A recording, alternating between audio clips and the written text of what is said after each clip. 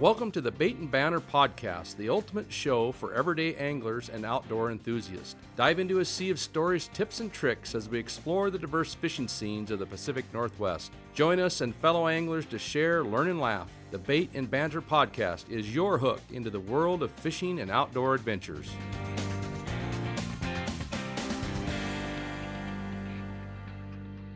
Welcome back to another Bait and Banter podcast. I'm your host, Jim Davis, and thanks for listening in. Today, one of our good friends has a nice big boat. He took us out. We went out Ling Cod fishing in the Puget Sound. It's a fishery that's only open from May 1 until June 15th.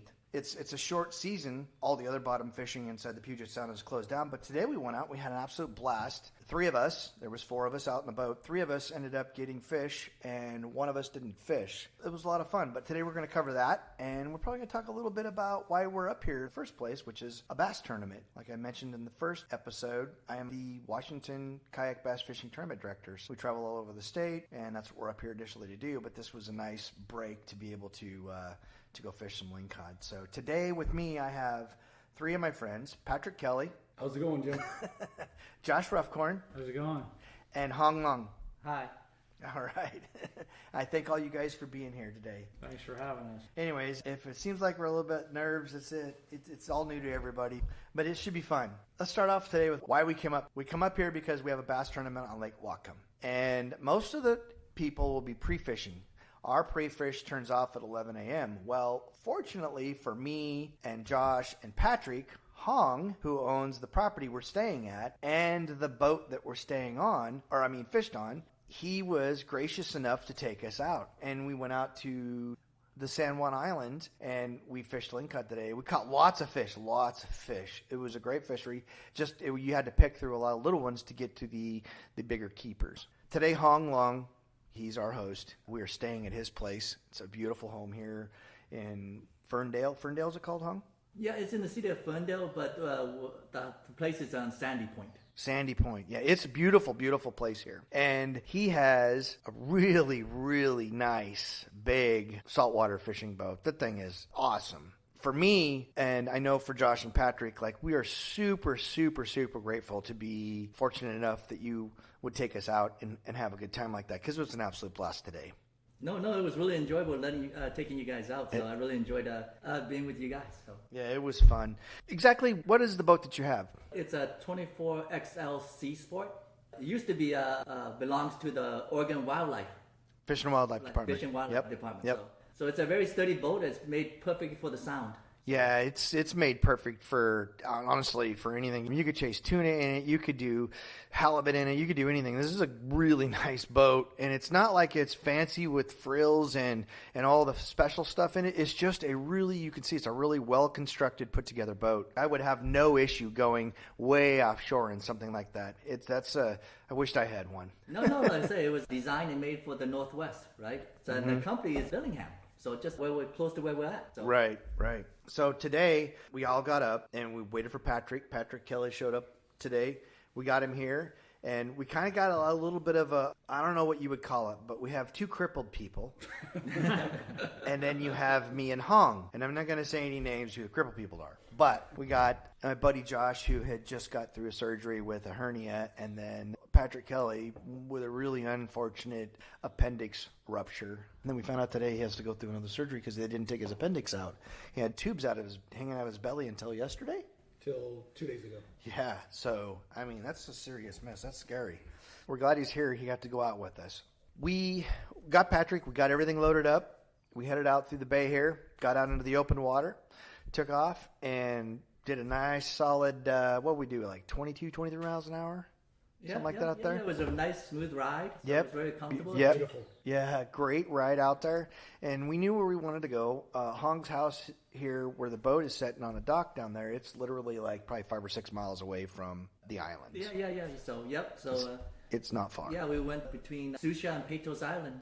Mm-hmm. So there's a lot of rocks out there. So we just drifted. Yeah, a lot of fish. It was real fun. So we went out there, started fishing. I think the first thing this morning, when we got up there, I think it was Patrick Kelly caught the first fish today. Yeah, we stopped and dropped in pretty shallow water and Yeah. right away fish on. Yeah. We caught a lot of smaller lingcod today, which, because I know they just opened this lingcod season here not too many years ago, allowed people to fish back in here again, because you can't fish bottom fish or nothing else here. And it's only just got a short window that it's open. I was surprised we didn't catch any like really big fish. But what I did notice about the fish that we got, they were super healthy, chunky, fat fish. They were real healthy. So there is if you're going to come here and you're going to fish in the Puget Sound during the lingcod season, there is a slot limit. And Hung, what is that slot? It's 26 to 36 inches. 26 to 36 inches. And you think, well, that's not very big, but it's not a bad fish. I mean, a 26-inch fish will rip some drag right off your reel. So we got out there. We started fishing. I think it was Patrick Kelly caught the first fish. Shortly after, I cannot remember who started catching fish after. I know I did. Josh caught a bunch of fish. And Hong was pretty much captaining the boat the whole time. The deal with the way we fished, and I'll get into what we did and how we did it, you have to stay vertical pretty much, or a couple of things happen. Your lure doesn't work right, so you're not going to get the bites. And then every time you touch bottom with it, if you're not vertical, you're just going to hang up and lose your shit. And we did that a few times. We weren't vertical and we lost our stuff. I mean, we didn't lose a ton of lures, but we did lose, two or three? 3 or 4, I think. Something like that. So, and some of these are $15 a piece, which you think, oh my God, that's a lot to just lose, but they work so well. It puts a lot of fish in your boat or in your kayak, and they're well worth it. So, but what I started out with today is a Major Craft 150 gram slow pitch jig, silver with the glow in the dark stripes on it. It's my favorite one. What these lingcod are in here eating right now is baby salmon. There are a ton of baby salmon in here. It's kind of funny because, they blame the walleye and the bass on the Columbia and everything else for killing all the salmon, so there's no food for the orcas here in the Puget Sound. You get here and the lingcod are full of them. Well, those Major Craft jigs that I was using, they're a perfect imitation of that. We use that. I think Josh had one on that wasn't a Major Craft, that was a little different. I can't remember, it was a Go 2 or Go something. Yeah. Anyways, Patrick was using pretty much a tried and true Pacific Northwest lure called a Lancer jig. And those things are absolutely incredible. If you don't know what a Lancer jig is, you need to look that up, because they work for everything. I've used them all over the place. We caught fish on them down south. I've caught fish on them everywhere, and I know people take them to Alaska and absolutely hammer the fish with them. Like, they're an amazing company. They just work. They just work. The rods we were using today varied from the Edge PE3 that I brought with me, which is a moderate action, medium heavy rod that is specifically designed for slow pitch jigging. I had a couple of Shimano's that were PE4s and a PE5 that Josh and Patrick were using today. And those rods are all super lightweight, super strong, and they are designed to make the baits that we were using work. I mean, anybody can use a rod with any bait that you want, but when you get technical enough and start to realize exactly how it affects how many fish you catch, it makes a really big difference, especially when you match the lure with the rod. Huge difference. Aside from the tackle that we used and different things that we did, we fished during the high tide. You want to catch that couple hours before high, couple hours after high, and there's still quite a bit of current here in the Puget Sound, and there's some pretty heavy tides that swing either way, and you can get drifts up to 4, 5, 6 miles per hour. And so when that current sets up like that, the fish will just tuck in. They tuck in and they don't bite any longer. So you want to fish it during those tide windows, or you want to find a tide that has only got a foot or two between low tide and high tide. Those are your good tides, because you don't have a lot of flow, and those fish will stay out longer, and they'll be eating a whole lot longer. When you get the big ones, they just suck into the rocks and go away. Today, we caught it right. It was a good tide for us. We went out on the beginning of the incoming. The difference between the low tide and the high tide was 2 foot today, but the difference between the mean high tide that we were fishing through and the next mean low tide was dramatic. Probably, it looked like I saw like 8 foot or something on there. 8 to 10 foot normally. Yeah, 8 to 10 foot. So it was a big swing. A big swing means more current. So when you're planning a trip out to the Salt, you want to pay attention to those things. You want to pay attention to your current, your swings, and your tides. If you're in a kayak, obviously you're going to want to pay attention to the seconds between waves it means a lot for us, especially if you got surf to go through. We headed out today. We got out to the fishing grounds. We all started fishing, having a good time. And then kind of started having a little bit of an issue. Right, Josh? Yeah. So a little bit of an issue. What was It sounded like an engine wouldn't start real well and was missing when it did run. So Yeah, we were having this probably, in effect, on the way back, you could feel up vibration. And poor Hong, he just got these things out of the shop. This was the maiden voyage, you said? Yes, it was. Yeah, you said it was a maiden voyage, hadn't been out at all. The boat on the way out ran super smooth. It ran good. All of a sudden, it just decided it didn't want to idle, didn't want to stay. So me and Josh got in there, lifted the cover, started looking at the oil and stuff, trying to mess a little bit did of what stuff. we could do with what we had on board. Yeah, A screwdriver. exactly. It didn't leave us stranded, so No, that's good. thank gosh for 2 motors. You know, it all worked out today. Hong's gonna have to take it back. I know. So maybe next month. Yeah, take it in the shop, which that's kind of unfortunate. But I mean, because he's already had it in the shop several times. All in all, the day was great. I had an absolute blast today. I cannot even begin to express how thankful I am that Hong let us come to his place and took us out there. But overall, the memory that we made today was absolutely amazing. It was so much fun. Oh, it was a beautiful day. Yeah, it was nice out. It was gorgeous. Yeah. And, you know, it was an awesome day. So, Patrick, describe how your day went today. Today was a lot of learning. Only my second time on a boat fishing Lingcod. I took what you taught us from walleye fishing and jigging deep for walleye, and pretty much use that out here to try to be successful. And you already mentioned it, but keeping line vertical is key. And with the tides how they are out here in the current, keeping your line vertical is a challenge. We kept Hong busy, backing up, going forward, backing up, going forward. Turn left, turn right. Yeah.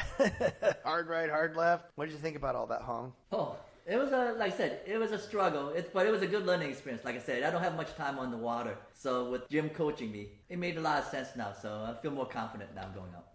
It was, yeah, we get is trying to keep everything vertical is just a crucial thing. Like I said before, you're either not going to get the bites, you're just going to drag your lures around, you're going to get hung up, and then you start losing, boatloads of money. Nobody wants that. It's the same thing when we're in the kayaks.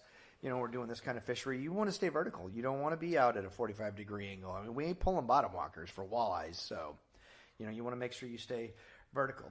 Josh, how was your day? I mean, how feel about the day? Good. Learned a lot. It's the only second time I've been halibut fishing. Halibut? Yeah, Halibut? Lingcod. I wish we were halibut. Yeah, right. We were fishing Ling Cod. Lingcod, only second time. First time in a boat. Last time was in a kayak. So still learning. But it was fun. Caught a little fish. Yeah, lots of little fish today. Who cares? It's fish. It's fishing. Yeah, we ended up with 3. We did have the 3 of us. We do have limits, but it was so we got fish. We're gonna fish tonight for dinner, I believe. Oh yeah, it's gonna be a good dinner. I can't wait. Yeah, good dinner. We didn't eat at all on the boat. No. Well, I did. I had apples and bananas. Oops, there's the banana thing. Bad luck. No. For you two. Anyways, we're going to have some fish for dinner for what we caught and enjoy some of what we got to harvest today. It was a good time. It was a really good time. Lots of fish caught. I think collectively, altogether, Josh, how many fish do you think we got total? Just a guess. Oh, man. I'm pretty sure Patrick caught at least 10 or 12 fish. Probably 3 dozen or more. Yeah, I think it was something like that. Three Had of to us? be, Like, yeah.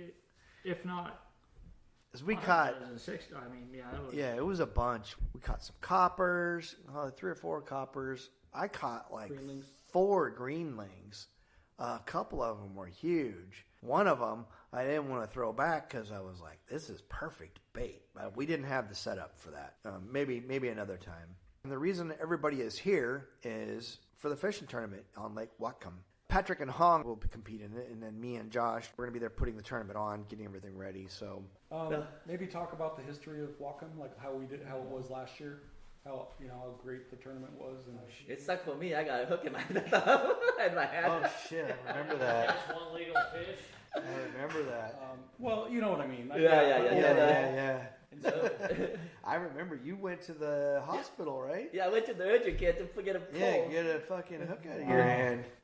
I should have let you pull it. Trust me, it was like, okay, that was it. Here's your $1,000 medical bill. Yeah, it was like I had to wait for like 2 hours, and it was like $500 to pull. That's like, wow. Wow. Like $450. Thank God I only had to pay copay. You hear that? Don't go to the hospital. It just costs too much money. Let your fisher partner rip it out of your hand. That is right. That is right. Tomorrow's Lake Whatcom, and earlier we were talking about, we also have onlines. We have a lot of online events. And the online events are pretty cool because you can fish anytime you want, any public body of water you want, and you can fish to your schedule. And you can compete with, sometimes there's only 10 or 12, sometimes there's sometimes there's 30 or 40 people. It just depends. And the onlines don't pay out very much, but they pay out enough to definitely cover your fuel if you win for the month. But we were talking earlier about some of the honey holes that some of the online anglers have and how like drastic it changed from last month numbers to this month's numbers.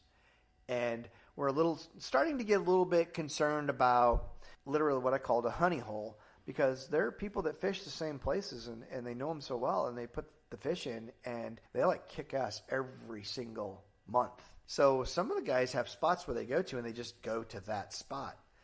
Me and Hong and Patrick were discussing, maybe after a while a honey hole should be cut off, because like this month's, for instance, I only have 12 people. Last month I had, how many were in that, Josh? Or Patrick? 22. 22. So this month we have 10 or 12 or something like that. We're worried that people are starting to go, well, I can't beat them. I can't beat them because this is what they fish. They catch all these giant toads.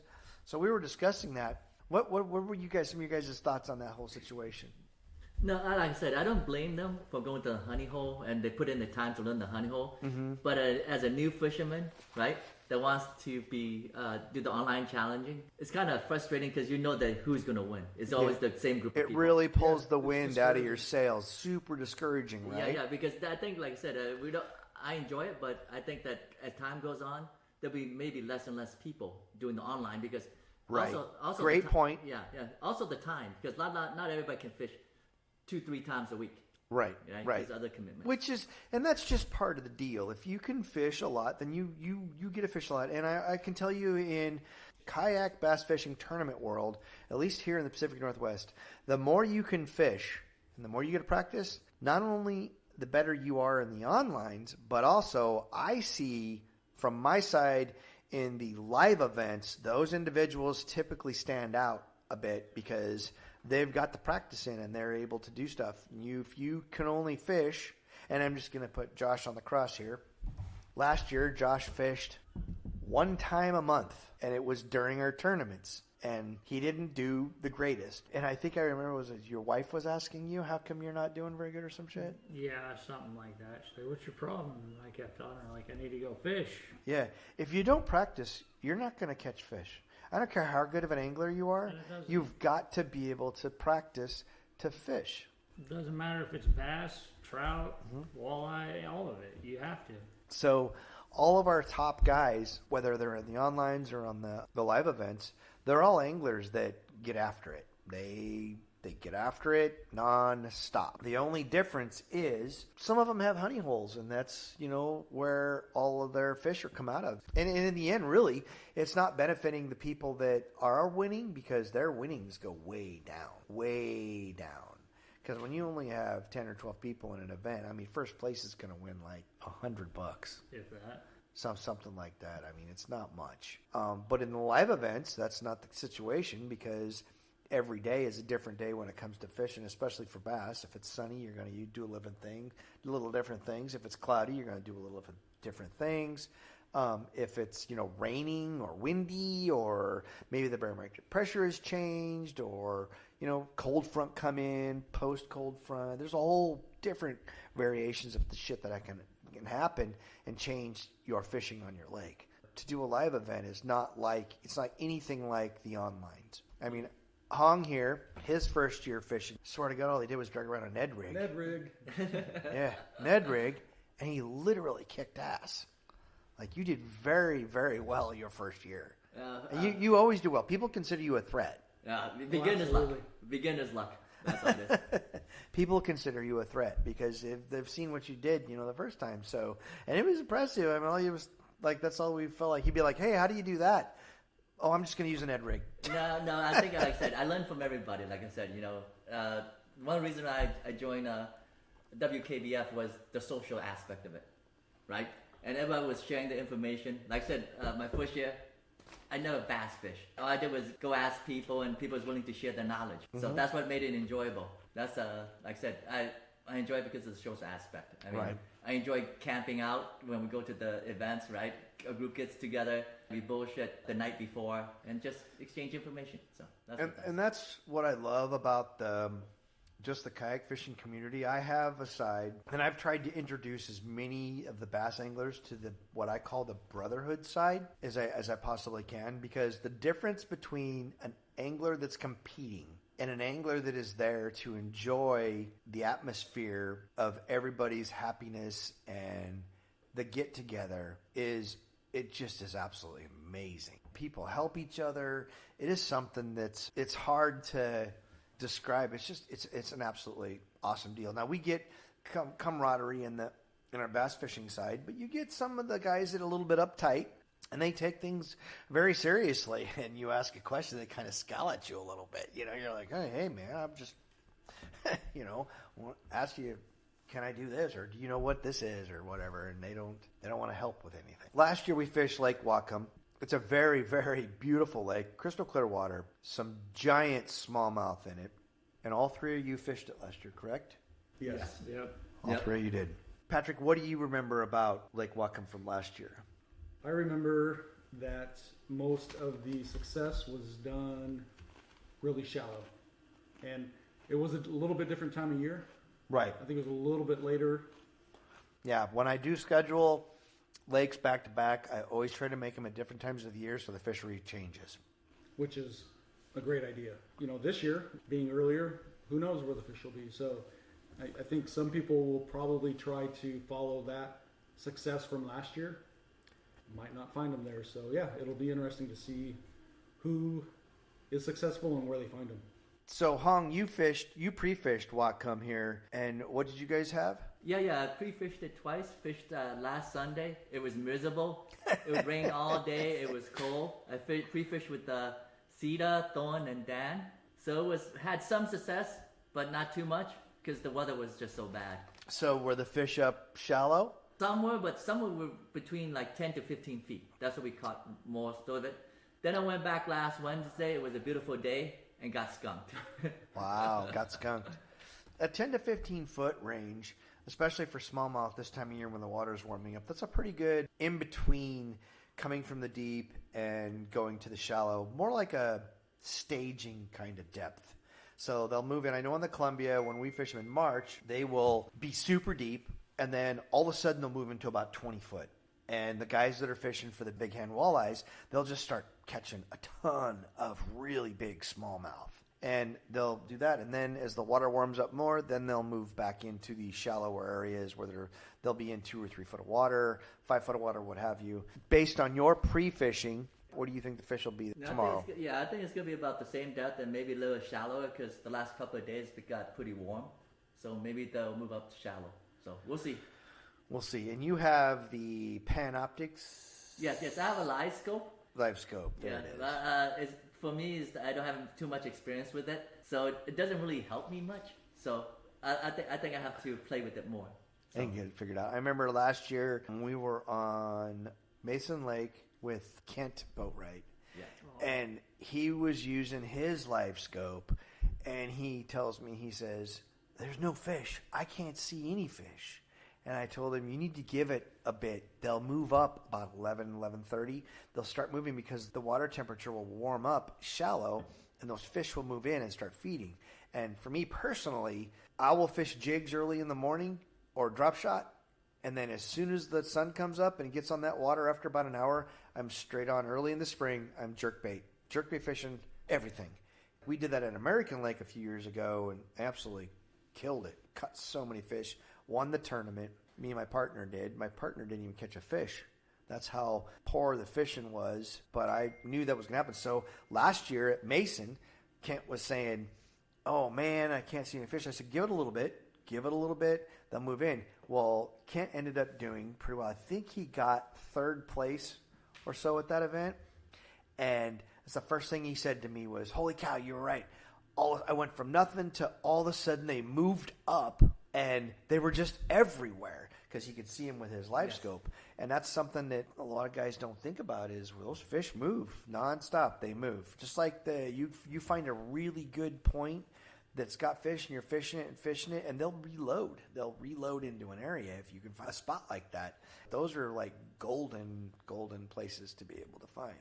And this is going to air way after the event happened. So, Patrick, what's your plan for tomorrow? I did zero pre-fishing, mainly because I was bedridden and Yes. Patrick was very sick. Not good. 3 days ago. I fished smallmouth on my home lake, Lake Taps. I'm just going to take what I know from there and see how it translates here. I'm going to do good. Like we were talking earlier. Hung, what are you going to do? Ned rig. Of course, Ned rig. I think it's a good bet, man. Start out deep and go Ned rig. Yeah, Ned rig and maybe some crank, right? Some crankbaits? Yeah, I'm going to throw everything till I catch one fish.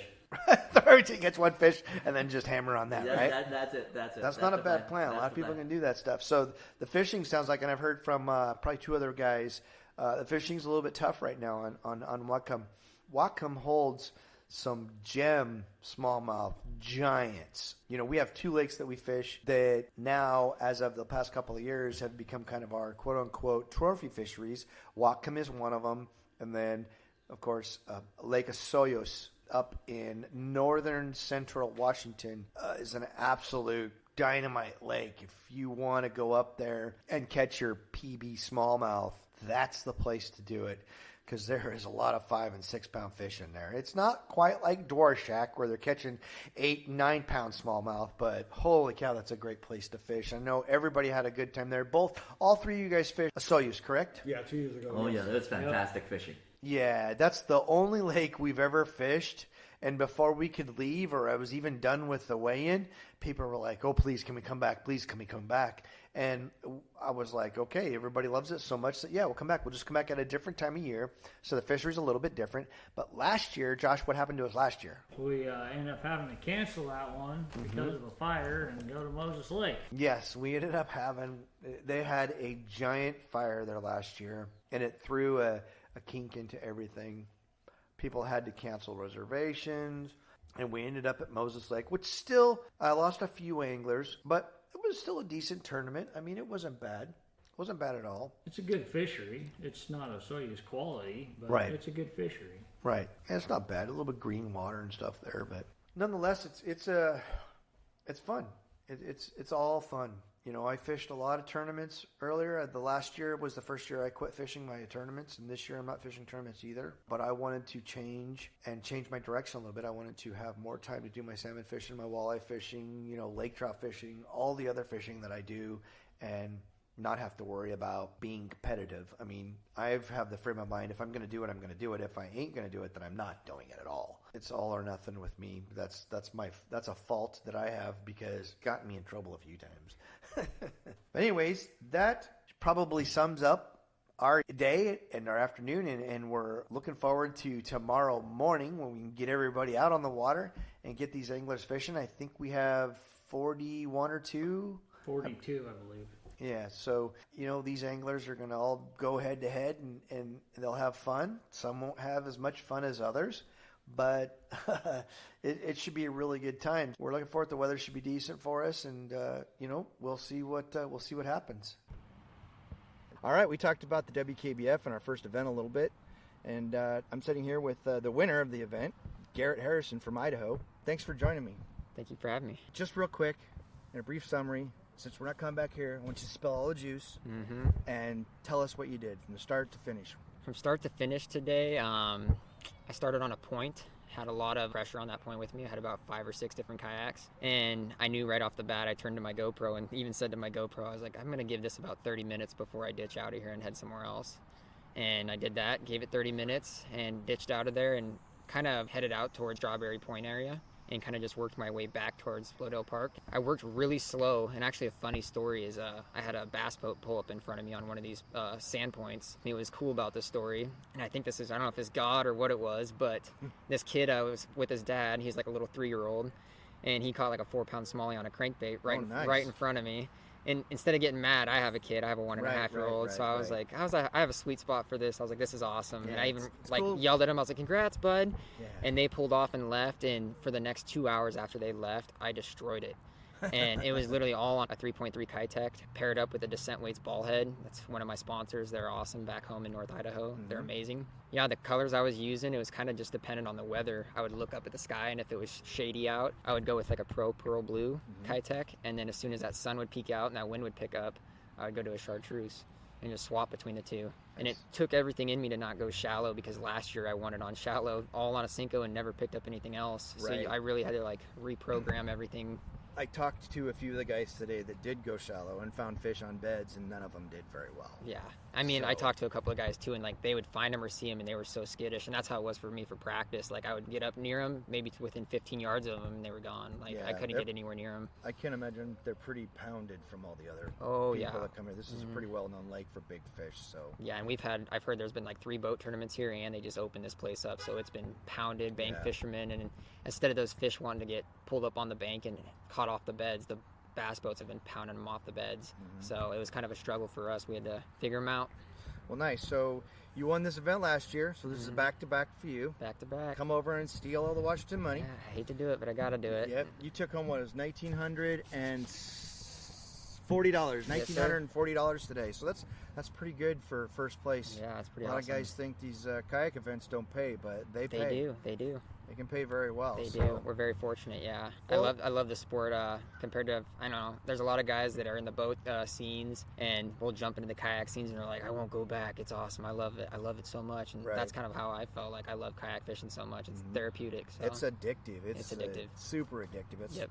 I can't get enough of it. So, well, hey man, congratulations today. Thank you, Jim. Thank you very much for your time. Of course. Have a safe drive back to Idaho. Of course, with all my our 6-hour drive. Yeah, you're welcome. Thank you, man. I appreciate it. All right, man. Thanks. Yeah, no problem, Jim. Thanks, bro. Yeah.